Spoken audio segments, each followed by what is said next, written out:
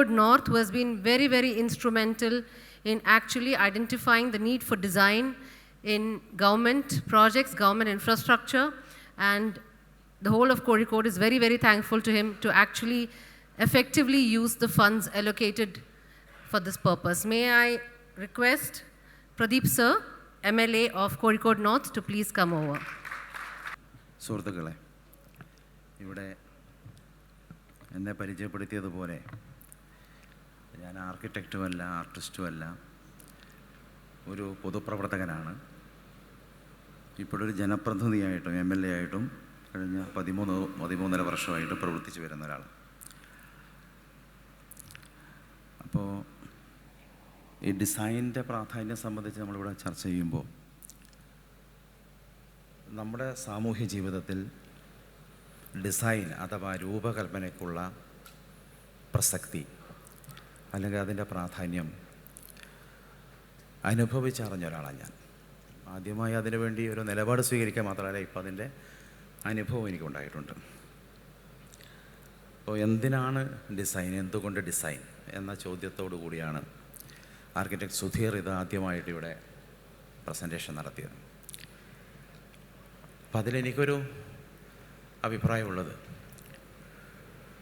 നമ്മുടെ പ്രകൃതി തന്നെ നമുക്കായി മനുഷ്യനും എല്ലാ ജീവജാലങ്ങൾക്കുമായിട്ടൊരു ഡിസൈൻ രൂപപ്പെടുത്തിയിട്ടുണ്ട്. മനുഷ്യനാണെങ്കിൽ ഒരു സാമൂഹ്യ ജീവിതമാണ്, വിശേഷ ബുദ്ധിയുള്ള ആളാണ്. അപ്പോൾ സാമൂഹ്യ ജീവിയായ മനുഷ്യനാണ് സമൂഹത്തെ രൂപപ്പെടുത്തുന്നത്. സമൂഹം എന്ന് പറഞ്ഞാൽ ഒരു ഓർഗനൈസേഷനാണ്. മതം, രാഷ്ട്രീയം, ഇതെല്ലാം വിവിധ ഓർഗനൈസേഷൻസാണ്, സാംസ്കാരിക സംഘടനകൾ. അപ്പോൾ ആ ഓർഗനൈസേഷനിൽ ഒരു ഡിസൈനുണ്ട്, അതൊരു ഓരോ കാലവും നിശ്ചയിക്കുന്നതാണ്. അപ്പോൾ നമുക്ക് ഒരു ഡിസൈൻ കൊണ്ട് ഉദ്ദേശിക്കുന്നത് നമ്മുടെ സാമൂഹ്യ ജീവിതത്തിൻ്റെ വളരെ ശാന്തവും സ്വച്ഛന്തവുമായിട്ടുള്ള ജീവിത പ്രവാഹം ഉറപ്പുവരുത്തുന്നതിന് ഉതകുന്ന ഒരു സർഗാത്മകമായിട്ടുള്ള ഇടപെടലായിരിക്കണം നമ്മുടെ ഡിസൈൻ എന്നുള്ളതാണ് എൻ്റെ ഒരു ചിന്ത. നമ്മുടെ ജീവിതത്തിന് അസ്വസ്ഥതകൾ ഉണ്ടാക്കുന്നതായിക്കൂടാ, അലോസരം ഉണ്ടാക്കുന്നതായിക്കൂടാ. നമ്മുടെ പ്രകൃതിയുടെയും സമൂഹത്തിൻ്റെയും അതിൻ്റെ ചലനങ്ങളെ, അതിൻ്റെ വളരെ ഈ പറഞ്ഞ പോലെ സ്വച്ഛന്തമായിട്ടുള്ളൊരു പ്രവാഹത്തെ അതിന് പ്രതിബന്ധമായി നിൽക്കുന്നതും ആവാൻ പാടില്ല.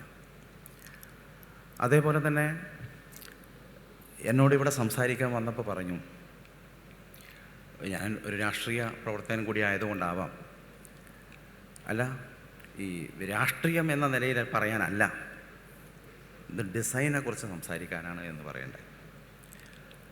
ഞാൻ പറയുന്നത് ഈ ഡിസൈൻ എന്ന് പറഞ്ഞത് അതിലൊരു രാഷ്ട്രീയം ഉണ്ടെന്നുള്ള അഭിപ്രായമായിട്ടുള്ളത്.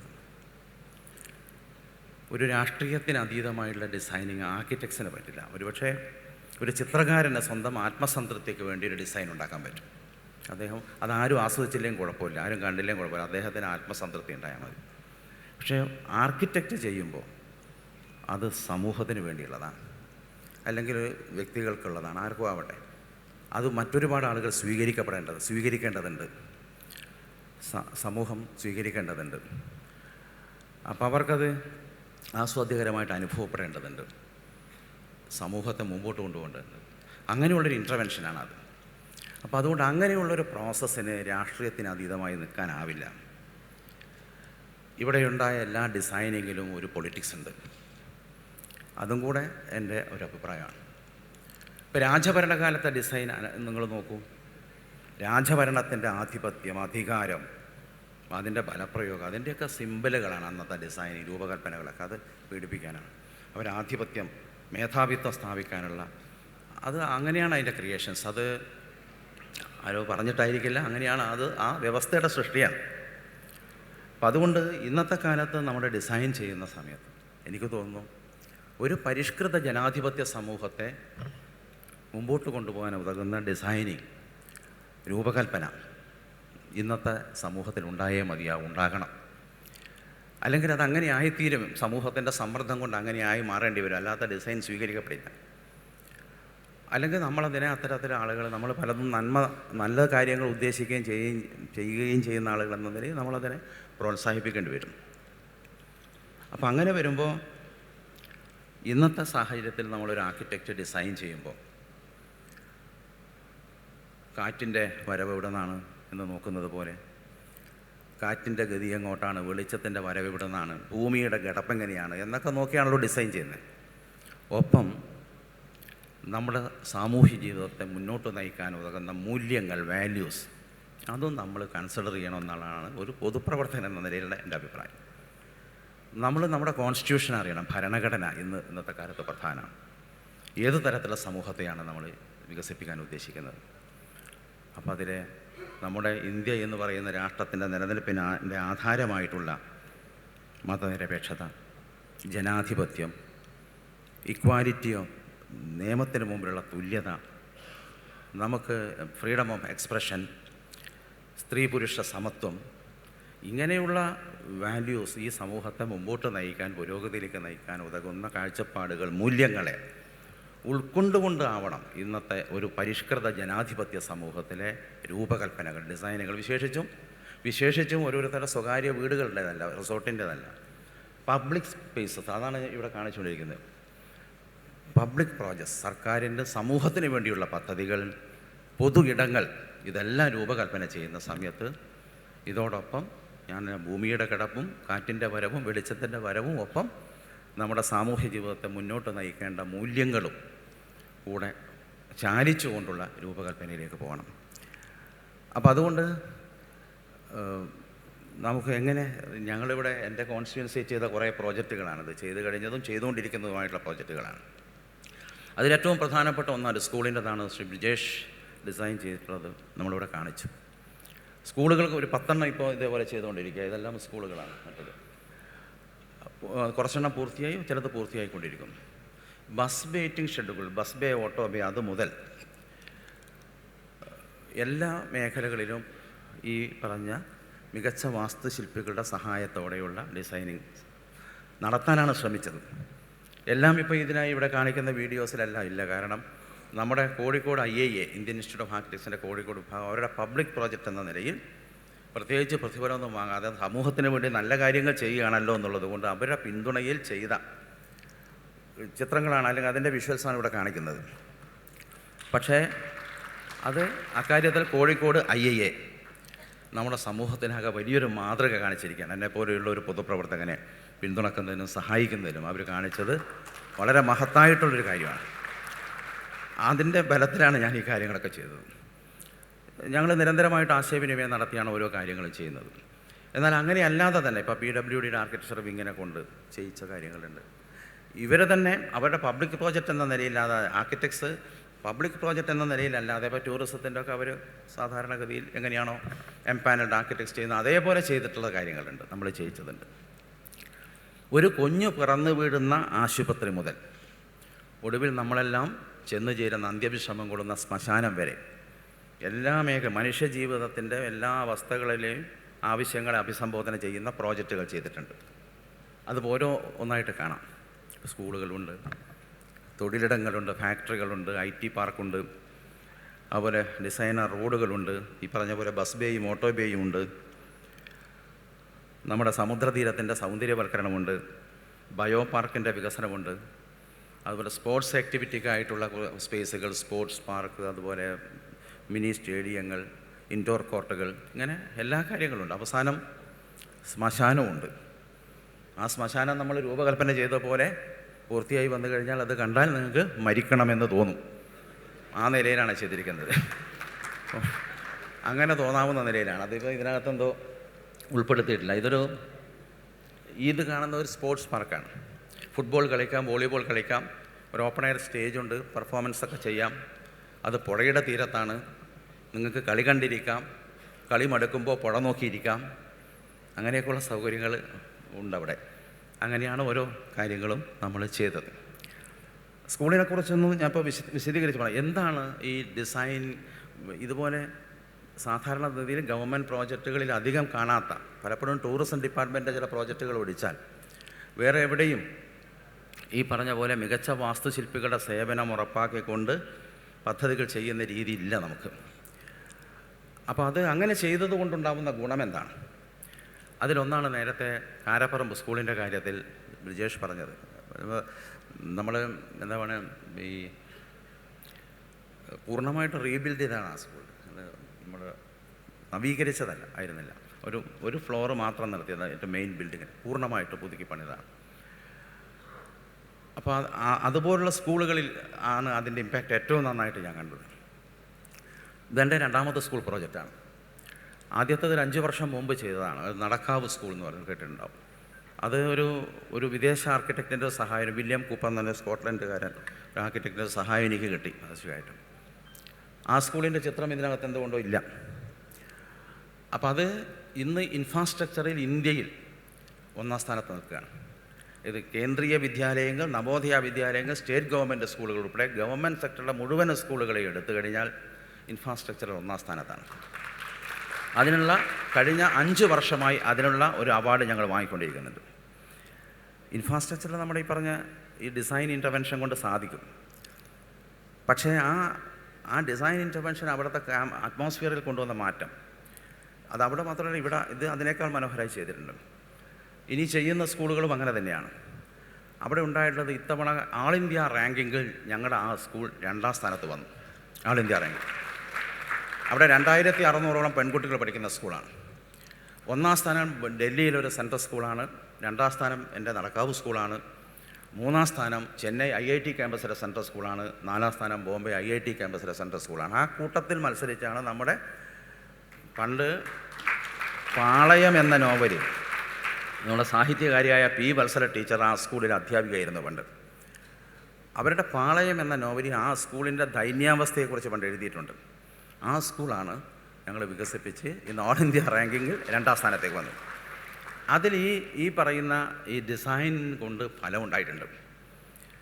ഇപ്പോഴും നമുക്ക് കേരളത്തിൽ വൻതോതിൽ ഈ വിദ്യാലയ വികസന, പൊതുവിദ്യാലയങ്ങളുടെ വികസന പദ്ധതി കേരളത്തിൻ്റെ ചരിത്രത്തിൽ ഏറ്റവും വമ്പിച്ച നിലയിലുള്ള പദ്ധതി നടന്നുകൊണ്ടിരിക്കുകയാണ്. പക്ഷേ എല്ലായിടങ്ങളിലും ഇതേപോലെ ഒരു മികച്ച വാസ്തുശില്പികളുടെ സേവനം ആ ക്യാമ്പസിൻ്റെ രൂപകൽപ്പനയ്ക്ക് കിട്ടാവുന്ന സാഹചര്യം ഇപ്പോഴില്ല. ഞങ്ങളൊക്കെ പട്ടണത്തിലുള്ളവരും നമ്മുടെ കുറേ സുഹൃത്തുക്കളൊക്കെ ഉള്ളതുകൊണ്ട്, സിറ്റിയിൽ MLA ആയതുകൊണ്ടും കൂടിയാണ് എനിക്ക് ഈ സാധ്യതകൾ കിട്ടുന്നത്. നമുക്കതിനുള്ള ഒരു സാധ്യത ഇപ്പോഴും പൂർണ്ണമായിട്ടായിട്ടില്ല. എന്തുകൊണ്ട് സ്കൂൾ അങ്ങനെ രൂപകൽപ്പന ചെയ്യണമെന്ന് ചോദിച്ചാൽ, കുട്ടിക്ക് രാവിലെ നേരത്തെ സ്കൂളിൽ വരാൻ തോന്നണം. വൈകുന്നേരം അമ്മമാർ വന്ന് വലിച്ചു കൊണ്ടുവരെ പോകാൻ തോന്നാവും. സ്കൂളിൽ നിന്ന് പോകാൻ തോന്നരുത്. പഠിക്കാനും പരീക്ഷണം നടത്താനുള്ള പ്രചോദനം ഉണ്ടാവണം. അവനെ സ്വപ്നം കാണാനും ചിന്തിക്കാനും അവൻ്റെ ഭാവനയെ തൊട്ടുണർത്താനും ഒക്കെ ഉതകുന്ന ഒരു അന്തരീക്ഷ സൃഷ്ടിയാണ് യഥാർത്ഥത്തിൽ ഒരു ക്യാമ്പസിൻ്റെ രൂപകൽപ്പന, ഡിസൈനിങ് എന്ന് പറയുന്നത്. അപ്പോൾ അത് സാധ്യമാകണം. എല്ലാ കുഞ്ഞുങ്ങളിലും എന്തെങ്കിലും ഒരു ടാലൻ്റ്, ഒരു പ്രതിഭാവിശേഷം ഉണ്ടാവും. ആ പ്രതിഭാവിശേഷത്തിന് വളർന്ന് വികസിക്കാനുള്ള അരങ്ങൊരുക്കി കൊടുക്കലാണ് ഒരു വിദ്യാലയത്തിൻ്റെ ധർമ്മം. അല്ലാതെ എല്ലാത്തിലും A+ ഉള്ളവരുണ്ടാക്കാനല്ല. A+ നല്ലതാണ്, A+ നല്ല കാര്യമാണ്, വേണ്ടെന്ന് ഞാൻ പറയുന്നില്ല. പക്ഷേ ഈ നമ്മൾ എത്ര ശ്രമിച്ചാലും എല്ലാവരും മഹാപ്രതിഭകളാവണമെന്നില്ല. പക്ഷേ അവർക്ക് അവസരമുണ്ടായിരിക്കണം നമ്മുടെ വിദ്യാലയത്തിൽ. അപ്പോൾ അങ്ങനെ അതാണ് നമ്മൾ വിദ്യാലയത്തെക്കുറിച്ച് അത്തരമൊരു സങ്കല്പമാണ് വികസിപ്പിക്കാൻ ഉദ്ദേശിക്കുന്നതെങ്കിൽ തീർച്ചയായിട്ടും നമ്മൾ മറ്റെന്തിനേക്കാളും പ്രാധാന്യം സ്കൂളുകളുടെ ഡിസൈനിങ്ങിനുണ്ട്. ഇത്തരമൊരു അന്തരീക്ഷ സൃഷ്ടിക്ക് ഊന്നൽ നൽകേണ്ടതുണ്ട്. അതിന് മികച്ച വാസ്തുശില്പികളുടെ സേവനം ഉറപ്പാക്കാൻ ഗവൺമെൻറ്റിന് കഴിയണം എന്നുള്ളതാണ് എനിക്കിതുമായി ബന്ധപ്പെട്ട് ഈ കാര്യത്തെ സംബന്ധിച്ച് പറയാനുള്ളത്. ഞാനതിൻ്റെ ഇതാണ് പറഞ്ഞത്. എൻ്റെ ആദ്യത്തെ സ്കൂളിനുണ്ടായിട്ട മുന്നേറ്റമാണ് ഞാൻ പറഞ്ഞത്. ഈ സ്കൂൾ പൂട്ടാൻ പോയതാണ്. ഇവിടെ ഇന്ത്യയിലെ ഫസ്റ്റ് ഗ്രീൻ, ഞാൻ ക്ലെയിം ചെയ്യുന്നത് ഇന്ത്യയിലെ ഫസ്റ്റ് ഗ്രീൻ ക്യാമ്പസ് സ്കൂളാണിത് എന്ന് ബ്രിജേഷ് ചെയ്തിട്ടുള്ള ആ കാരപ്പറമ്പ് സ്കൂൾ.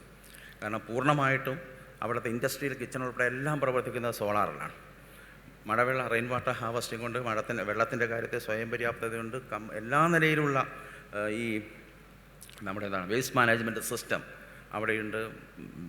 നമ്മുടെ ഈ കമ്പോസ്റ്റുണ്ടല്ലോ, തുംകൂർമൊഴി കമ്പോസ്റ്റും ഇൻസിനറേറ്ററും അതുപോലെ ബയോഗ്യാസ് പ്ലാന്റും എല്ലാ സംവിധാനമുണ്ട്.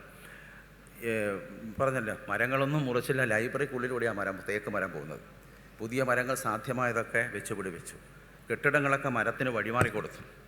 അങ്ങനെയൊക്കെ ചെയ്തൊരു ക്യാമ്പസാണ്. ഗവർണർ നയപ്രഖ്യാപന പ്രസംഗത്തിൽ ഇത്തവണ പറഞ്ഞു നമ്മുടെ സ്കൂളുകളെയൊക്കെ ഗ്രീൻ ക്യാമ്പസുകളായി വികസിപ്പിക്കാൻ. പക്ഷേ അതിപ്പോൾ നമ്മളിവിടെ സാധ്യമായി. IT പാർക്കുകളൊക്കെ ഗ്രീൻ ക്യാമ്പസുകളായിട്ടുണ്ട്. പക്ഷേ ഒരു സ്കൂൾ പൂർണ്ണമായും ഒരു ഗ്രീൻ ക്യാമ്പസിൻ്റെ എല്ലാ മാനദണ്ഡങ്ങളും പാലിച്ചുകൊണ്ട് നിർമ്മിച്ചിരിക്കുന്നത് എൻ്റെ ആദ്യത്തെ ഞാൻ പറഞ്ഞ സ്കൂളല്ല, ഈ കാരപ്പറമ്പ് സ്കൂളാണെന്നാണ്. അങ്ങനെയല്ല മറ്റൊരു സ്കൂൾ. ഞാനിപ്പോൾ ഡെറാഡൂണിൽ പോയി ഡൂണ് സ്കൂൾ പോയി കണ്ടിട്ടുണ്ട്. അത് ഗംഭീരമാണ്, 70 ഏക്കറോ മറ്റോ സ്ഥലത്ത് അതിവിശാലമായിട്ടില്ല. പക്ഷേ അവിടെയും പൂർണ്ണമായിട്ട് ഗ്രീൻ ക്യാമ്പസ് എന്ന് പറയുന്ന അത് യാഥാർത്ഥ്യമായിട്ടില്ല. നമുക്കത് ഇവിടെ ചെയ്യാനായിട്ടുണ്ട് എന്നുള്ളതാണ് ഇതിൻ്റെ പ്രത്യേകത. അപ്പോൾ ഈ പറഞ്ഞ രീതി ഇതെങ്ങനെ സാധ്യമാകുന്നു എന്നുള്ളതും കൂടെ ഒരു പ്രശ്നമാണ്. ഇപ്പോൾ ഡിസൈൻ ഉണ്ടായതുകൊണ്ട് മാത്രമായില്ല. ഇപ്പോൾ 13 കോടി രൂപയാണ് ഈ സ്കൂളിൽ. ഇതൊരു കല്യാണ മണ്ഡപമാണ്. തീരപ്രദേശത്തെ പാവങ്ങൾക്ക് വേണ്ടിയുള്ള, അതായത് മത്സ്യത്തൊഴിലാളികൾ ഉൾപ്പെടെയുള്ള പാവപ്പെട്ട ആളുകൾക്ക് വിവാഹം നടത്തുന്നതിന് അവരെ കുട്ടികൾ പലപ്പോഴും അവരെ കൂരകൾക്കിടയിലൂടെയൊക്കെ പോയി ഷെഡ് കെട്ടി അവിടെയാണ് നമ്മൾ കല്യാണത്തിന് പോകേണ്ടി വരിക. അവർക്ക് സൗജന്യ നിരക്കിൽ ചെറിയൊരു പൈസയ്ക്ക് കൊടുക്കും, ഒരു ചെറിയ പൈസയ്ക്ക് അവർക്ക് കൊടുക്കും. ഒരു ഉദാഹരണത്തിന് 10,000 രൂപയ്ക്കാണ് അവർക്ക് കൊടുക്കുന്നതെങ്കിൽ നമ്മൾ മറ്റുള്ളവരുടെ 1 ലക്ഷം രൂപ വാടക വാങ്ങാവുന്ന നിലയുള്ള മികച്ച ഒരു കല്യാണ മണ്ഡപം പൂർണ്ണമായിട്ടും MLA ഫണ്ട് ചെയ്യുന്നതാണ്. അതെല്ലാം MLA മാർക്ക് ലഭിക്കുന്ന വിവിധ ഫണ്ടുകളാണ്. അപ്പോൾ ഇങ്ങനെ നമ്മുടെ എല്ലാ മേഖലകളിലും ഇത്തിരി അഭിവൃദ്ധി ഉണ്ടാക്കാൻ സഹായിക്കുന്ന നിലയിലാണ് നമ്മളിപ്പോൾ ഈ കാര്യങ്ങളെല്ലാം ചെയ്തു വന്നത്. ഇതെല്ലാം ചെയ്യുന്നത് ഇപ്പോൾ MLAക്ക് സ്വതന്ത്രമായിട്ട് ഉപയോഗിക്കാവുന്ന ഫണ്ട് ഉപയോഗിച്ച്. ആ ഫണ്ട് ഏതാണ്? ഒന്ന് MLAയുടെ ഫണ്ടാണ്, എസറ്റ് ഫണ്ട്. അല്ലെങ്കിൽ മറ്റൊന്ന് ഗവൺമെൻറ് ഡിപ്പാർട്ട്മെൻറ്റ് ഞങ്ങൾ പ്രോജക്റ്റ് കൊടുത്ത് അംഗീകരിപ്പിച്ച് വാങ്ങുന്ന ഫണ്ടാണ്. അത് ടൂറിസം ആകാം, വിദ്യാഭ്യാസമാകാം, PWD ആകാം, ഒക്കെ അതാണ്. അപ്പോൾ അങ്ങനെയുള്ള ആ ഫണ്ട് ഉപയോഗിച്ച് എങ്ങനെ നമ്മുടെ ഡിപ്പാർട്ട്മെൻറ്റിനെ സമീപിക്കാൻ പറയും. ഈ ആർക്കിടെക്ട്സൊക്കെ സജസ്റ്റ് ചെയ്തിട്ടുള്ള അയ്യോ അത് ഞങ്ങളുടെ ഷെഡ്യൂളിലില്ല, ഞങ്ങളുടെ ഐറ്റത്തിലില്ല, അത് ചെയ്യാൻ പറ്റില്ല, അത് വേറെ എന്തോ റേറ്റ് ഉണ്ടല്ലോ, എന്താ റേറ്റ്, മാർക്കറ്റ് റേറ്റിന്, അത് ആ റേറ്റിൽ ശരിയാവില്ല, ഇങ്ങനെ പറയും. അപ്പം അവിടെയാണ് നമ്മൾ ജനങ്ങളെ ഏൽപ്പിച്ചിട്ടുള്ളൊരു അധികാരമുണ്ട് നമുക്ക്. മറ്റേ പ്രോട്ടോക്കോളൊന്നല്ല ഞാൻ പറഞ്ഞത്, നമ്മളെ ഏൽപ്പിച്ചൊരധികാരമുണ്ട്. ആ അധികാരം നമ്മൾ അവിടെ ഉപയോഗിക്കണം. എന്തുകൊണ്ടത് ചെയ്യാൻ പറ്റില്ല എന്ന് അവർ വിശദീകരിക്കണമല്ലോ, അതവർക്ക് വിശദീകരിക്കാൻ പറ്റില്ല. ഇതെല്ലാം ഈ പറഞ്ഞ ഷെഡ്യൂളും